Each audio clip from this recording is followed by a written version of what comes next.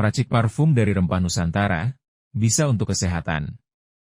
Parfum umumnya terbuat dari campuran bahan sintetis dan pewangi berbasis alkohol.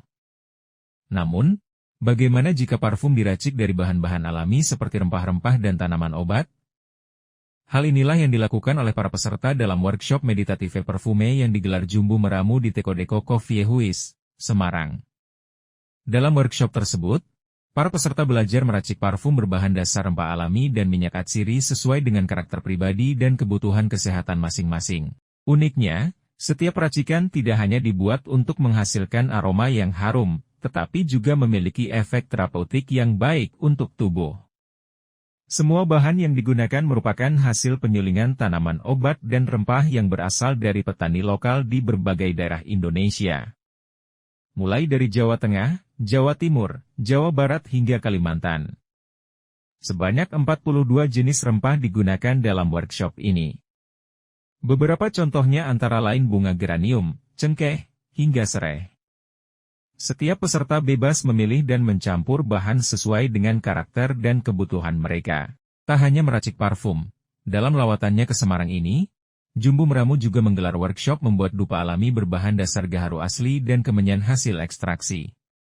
Jadi tadi itu kita sudah selesai acara meramu bersama teman-teman untuk meracik atau meramu parfum yang disebutnya meditative perfume ya gitu. Kenapa meditative perfume?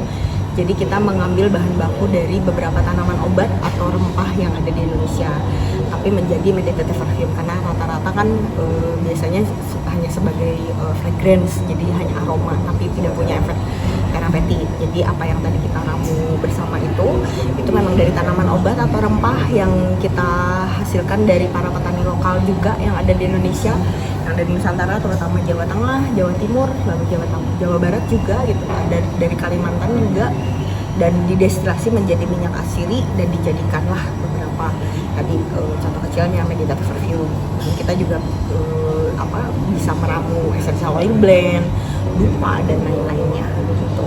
Jadi mungkin lebih tujuan utamanya aku sangat ingin mengedukasi anak-anak muda sekarang atau mungkin untuk di era sekarang ya, bahwa tanaman obat atau rempah itu bukan hanya menjadi jamu atau mungkin dengan mindset yang mungkin bau, pahit gitu. Bagaimana caranya menciptakan atau membuat formula yang bisa dikemas oleh anak muda pun lebih santai dan daily life. Pertama kan dulunya kan sering ikut yang fragrance oil ya. Jadi aku juga bikin parfumnya sendiri. Jadi aku banyak kan tahu yang pakai yang eco aja, fragrance oil. Yang ini kan yang essentialnya bener-bener baru. Jadi ya udahlah, cobalah nambah yang baru. Sejauh ini aku sempat kaget juga. Ternyata gini ya caranya bikin parfum pakai minyak atsiri atau essential oil. Baru pertama kali atau Kalau untuk essential oil baru pertama kali. Kenapa sih tertarik ikut workshop kayak gini, kenapa? Karena aku ingin banyak belajar aja. Aku juga perfume business owner.